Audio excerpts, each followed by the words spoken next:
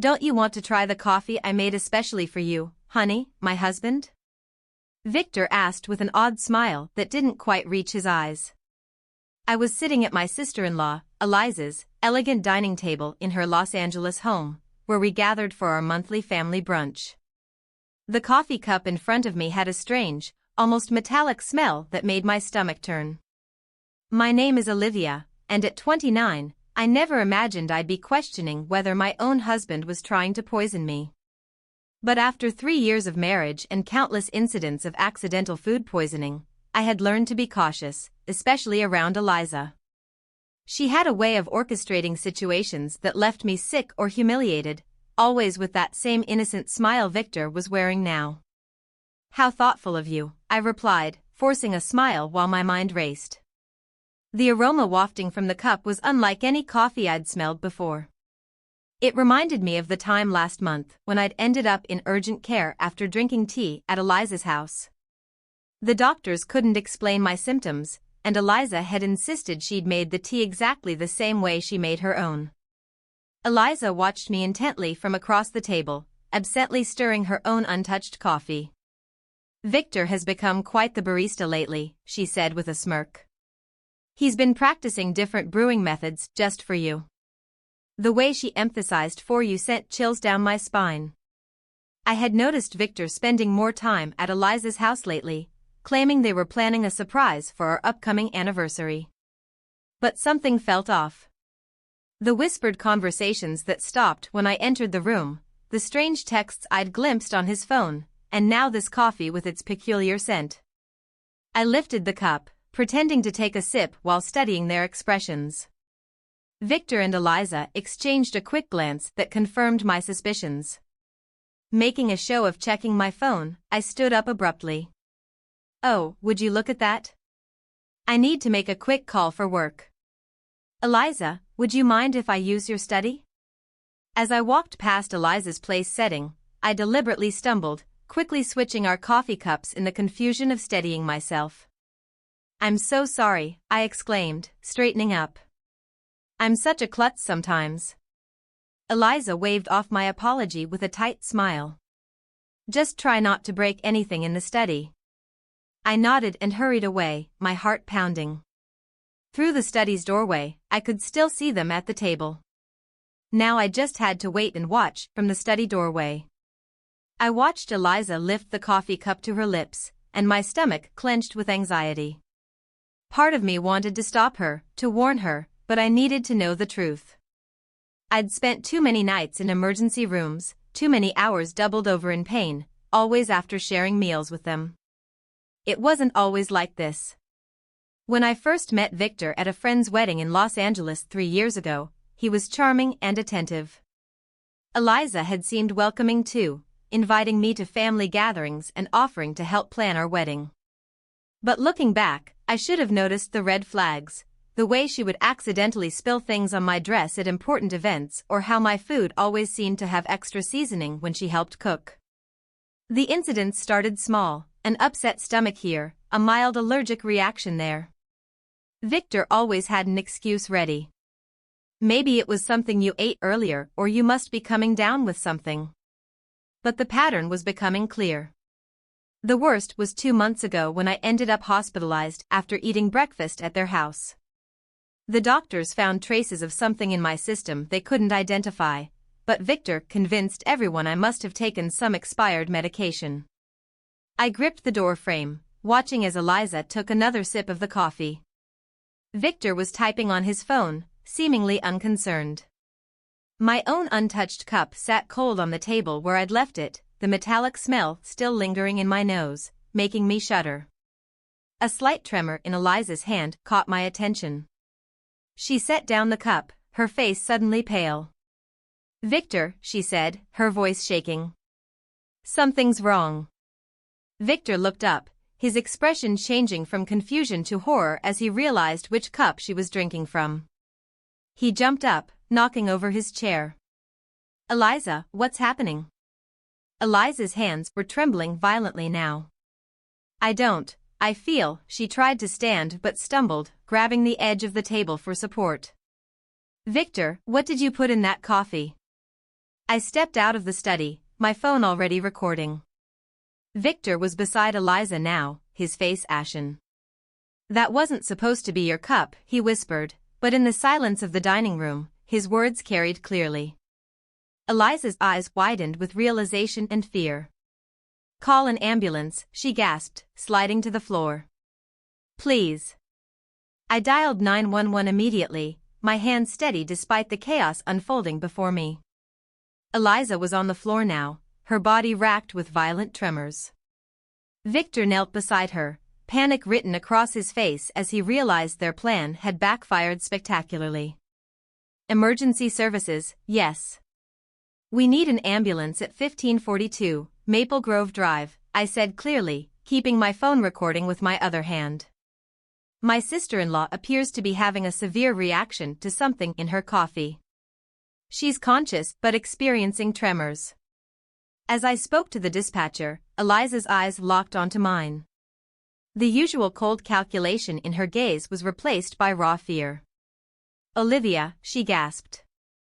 "You switched, you knew." "Ma'am, the ambulance is on its way," the dispatcher assured me. "Please stay on the line." Victor was growing more frantic by the second. "Eliza, what's happening?" "That wasn't supposed to be your cup," he muttered. "I know exactly what I'm saying," Eliza snapped through gritted teeth. "This is all your fault. You said it would just make her sick enough to miss the board meeting next week. You promised it wouldn't be traced." My blood ran cold. The board meeting where I was scheduled to present my proposal for a major client account. The same account Eliza had been trying to land for months at our competing firm. Everything started clicking into place, I said, my voice surprisingly steady. "The tea last month, the breakfast incident 2 months ago. Those weren't accidents, were they?" Eliza's face contorted with another wave of pain. "The tea that was supposed to keep you home during the Johnson contract presentation, but you went anyway," she clutched her stomach, doubling over. "Victor said, he said we just needed to discredit you, make clients think you were unreliable." The sound of sirens filled the air outside. I stepped aside to let the paramedics work as they loaded Eliza onto a stretcher. I stopped recording and sent the video to my private email, then to my lawyer. Victor stood frozen, watching as his carefully constructed plan crumbled around him. "I'll ride with her to the hospital," I told the paramedics, my voice firm. "After all, I need to make sure my sister-in-law gets the proper treatment." I met Victor's terrified gaze. "And I'm sure the doctors will be very interested in knowing exactly what was in that coffee." The emergency room at Los Angeles General Hospital was a flurry of activity as doctors rushed to treat Eliza. I sat in the waiting room, my phone clutched in my hand, replaying the recording of Eliza's confession, the tremors in her voice, the panic in her eyes. It was all the evidence I needed to prove this wasn't just paranoia on my part. "Family of Eliza Anderson," a nurse called out. I stood up, noting Victor's conspicuous absence. He'd mumbled something about parking the car 20 minutes ago and hadn't returned. "I'm her sister-in-law," I said, following the nurse through the double doors. "How is she?" "She's stabilized, but we found concerning levels of toxins in her system." The nurse's expression was grave. "The doctor would like to speak with you about some unusual findings in her blood work." Dr. Stevens, a tall woman with graying hair and sharp eyes, was waiting by Eliza's room. "Mrs. Bennett, could you tell me exactly what happened before your sister-in-law became ill?" she asked. I took a deep breath, pulling out my phone. "I think you should listen to this first." I played the recording from brunch, watching the doctor's expression change from professional concern to alarm. "This is very serious," she said, making notes on her tablet. "The substance we found isn't something that accidentally ends up in coffee. We're looking at deliberate contamination." Just then, Victor appeared at the end of the hallway, his face pale and sweaty. He'd clearly overheard the doctor's words. "Olivia," he started, taking a step toward me. "Let me explain." "Stay back," Dr. Stevens warned, pressing the nurse's call button.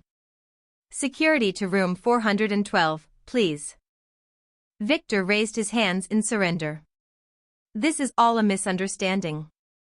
Eliza was confused. She didn't know what she was saying. I pulled up the texts I'd discovered on his phone last week, the ones I'd secretly forwarded to myself. So these messages between you and Eliza about making sure she's out of commission before the Henderson presentation were just friendly conversation? I asked. His face drained of color. You went through my phone, he stammered. Yes, I did, I said coldly, turning to Dr. Stevens. Doctor, I've been hospitalized 3 times in the past 6 months with unexplained symptoms. I'd like to know if they match what you found in Eliza's system today. The doctor's eyes narrowed. We'll need to run some tests to compare. Security appeared, positioning themselves on either side of Victor. He looked terrified, his carefully constructed facade crumbling. Eliza and we were just trying to help you slow down, he mumbled. You were working too hard, taking all the big clients.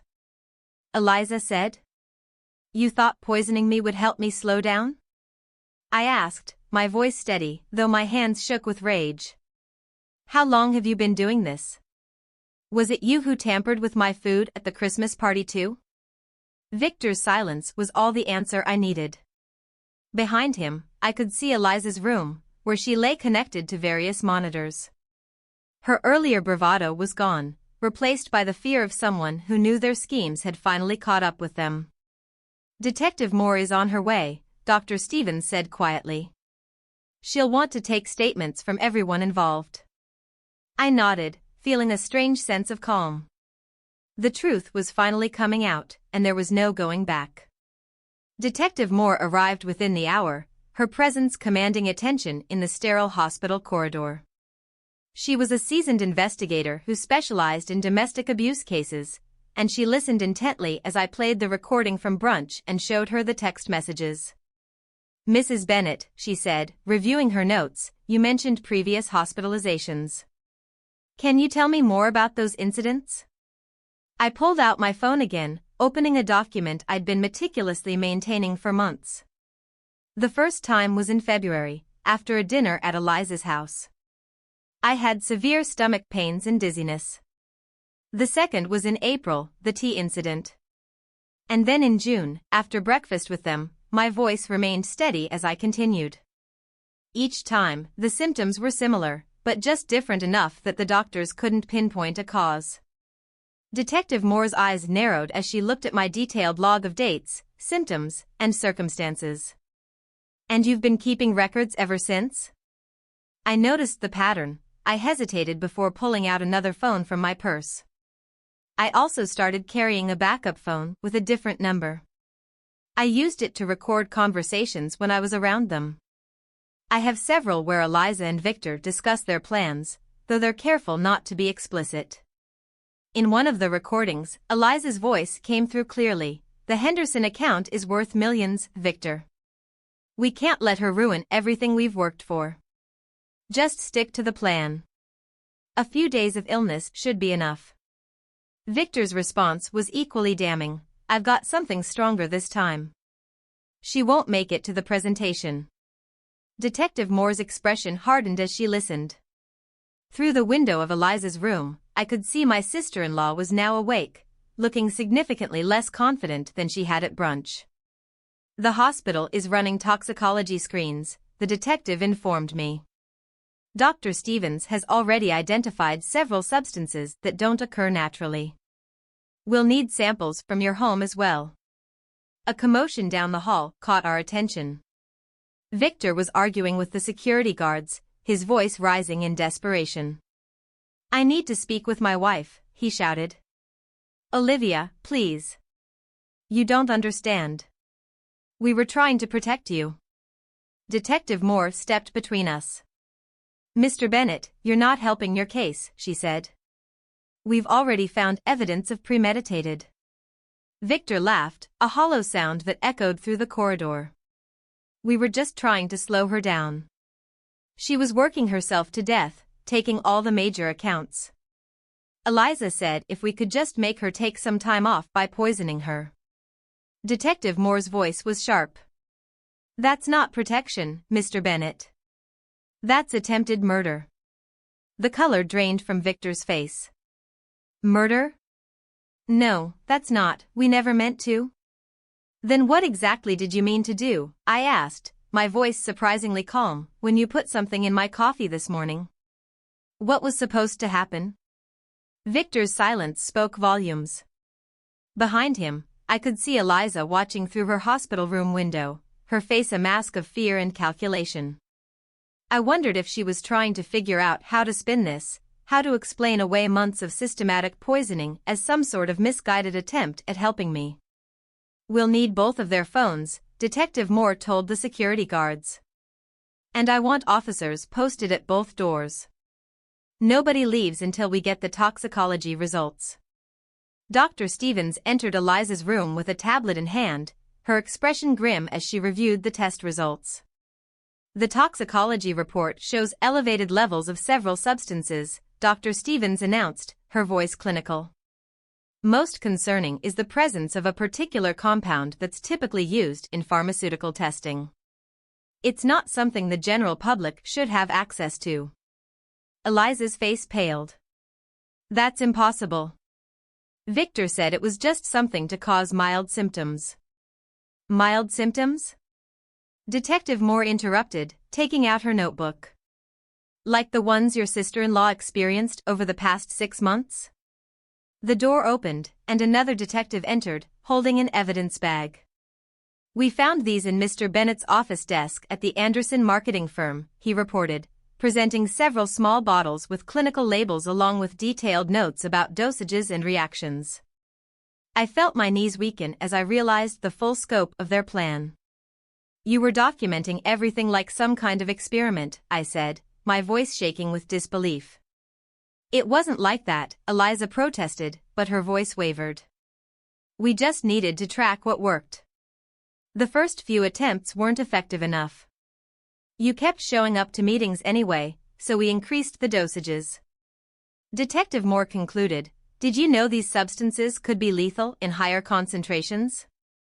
The room fell silent. James, still visible through the window, sank into a chair in the hallway, his head in his hands. The Henderson account, I said slowly, pieces clicking into place. It wasn't just about that presentation, was it? You needed me out of the way permanently because the client specifically requested me as their lead. Eliza's face contorted with a mixture of anger and fear. You were ruining everything I built, that client portfolio, she spat. For years, and then you show up, and suddenly everyone wants to work with you instead. Victor said he could fix it by killing me. The words hung in the air, heavy with accusation. We weren't trying to, Eliza started, but Dr. Stevens cut her off. The concentration in the coffee you drank today, the doctor stated, looking directly at Eliza, was significantly higher than previous samples we've analyzed from Mrs. Bennett's earlier hospital visits. If she had consumed it, the outcome would have been severe, possibly fatal. Detective Moore turned to the other officer. We'll need a full warrant for both their homes and offices and contact the pharmaceutical company listed on these bottles. Find out how they obtained these substances. Eliza slumped back against her pillows, the fight draining from her face. It wasn't supposed to go this far, she whispered. Victor had his head in his hands, not knowing what to say anymore. Detective Moore turned to me. Mrs. Bennett, I'll need you to come with me and give your formal statement. I'm sure you're aware that this situation is now a full-scale criminal investigation. We have all the evidence we need, but I want to make sure you have the opportunity to speak your truth. I nodded, feeling a strange sense of calm wash over me. For the first time in months, I wasn't afraid. I wasn't shaking with anxiety about what would happen next. I had gathered the evidence, trusted my instincts, and fought back. Now, the truth was finally coming to light. The investigation continued for weeks, with more details surfacing each day. Victor and Eliza's carefully constructed web of lies unraveled in the courtroom. The evidence was overwhelming, the poisonings, the recordings, the texts. Expert witnesses confirmed the dangers of the substances they had been using, showing the escalation in their behavior and intent. The judges and juries heard the stories from the hospital staff, the toxicology reports, and the testimonies from those who had witnessed Victor and Eliza's manipulative behavior. Throughout the trial, Eliza was a shadow of the confident woman I had once known. Her polished exterior was gone, replaced by the realization that the consequences of her actions were irreversible.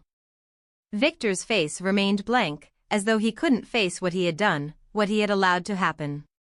Finally, after weeks of legal proceedings, the jury returned with their verdict, guilty. Both Victor and Eliza were found guilty on multiple counts, including attempted murder, conspiracy, and fraud. The judge's words echoed through the courtroom as he sentenced them to the maximum penalty. As they were led away in handcuffs, I didn't feel any joy. Instead, I felt a deep sense of relief. The nightmare was over. The people I had trusted most in my life had betrayed me in the most unimaginable way, but they had been caught, and justice had been served. 1 year later, I stood at the podium of the Los Angeles Business Leaders Conference, preparing to give the keynote speech. The irony wasn't lost on me. This was exactly the kind of opportunity Eliza had tried to prevent me from achieving. The Henderson account, the one she and Victor had tried to steal, had led to several more major clients, establishing me as one of the top marketing executives in the region. Success isn't just about talent or hard work, I began, looking out at the sea of faces. It's about integrity. About building genuine relationships based on trust. I paused, letting my words sink in. Sometimes, the biggest threats to our success come from those closest to us, I continued. But surviving those challenges, facing them head-on, makes us stronger. After my speech, several young professionals approached me, seeking advice. One woman, her eyes bright with determination, asked how I had maintained my composure throughout the ordeal. I focused on what I could control, I told her. I gathered evidence, trusted my instincts, and refused to let fear stop me from pursuing my goals. Later that evening, I received an email from the Henderson client confirming they were renewing their contract for another 3 years. I smiled, thinking about how differently things might have turned out if I hadn't trusted my instincts that day at brunch. The local paper ran a small article that morning about Victor and Eliza beginning their prison sentences. I didn't read it. Instead, I focused on the proposal for my newest client project, knowing that the best revenge wasn't about getting even, it was about moving forward and succeeding, despite those who tried to hold you back.